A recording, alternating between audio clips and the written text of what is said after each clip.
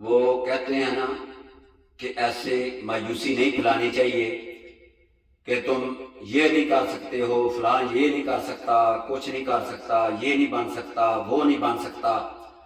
तो इसी चीज को मद्देनजर रखते हुए बाबा बुल्ले शाह ने क्या खूब कहा है कि चढ़दे सूरज ढलदे वेखे, चढ़दे सूरज ढलदे वेखे, बुझे दीवे बलदे वेखे। चढ़दे सूरज ढलदे वेखे ते बुझे दीवे बलदे वेखे। हीरे दा कोई मुल ना पावे, हीरे दा कोई मुल ना पावे, ते खोटे सिक्के चलदे वेखे, ते खोटे सिक्के चलदे वेखे।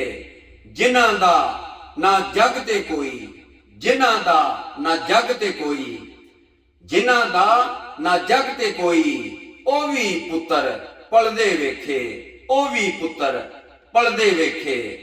ओदी रहमत दे नाल बंदे, ओदी रहमत दे नाल बंदे, पानी उत्ते चलदे वेखे, पानी उत्ते चलदे वेखे।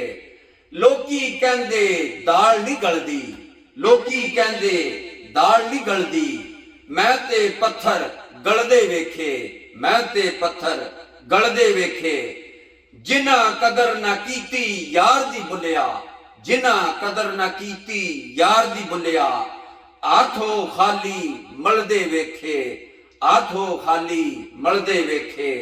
चढ़दे सूरज ढलदे वेखे, चढ़दे सूरज ढलदे वेखे, बुझे दीवे बलदे वेखे, बुझे दीवे बलदे वेखे।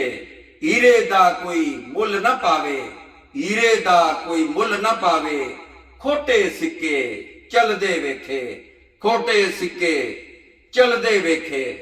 जिन्हां दा जग ते ना कोई, ओ भी पुत्तर पलदे वेखे, ओ भी पुत्तर पलदे वेखे।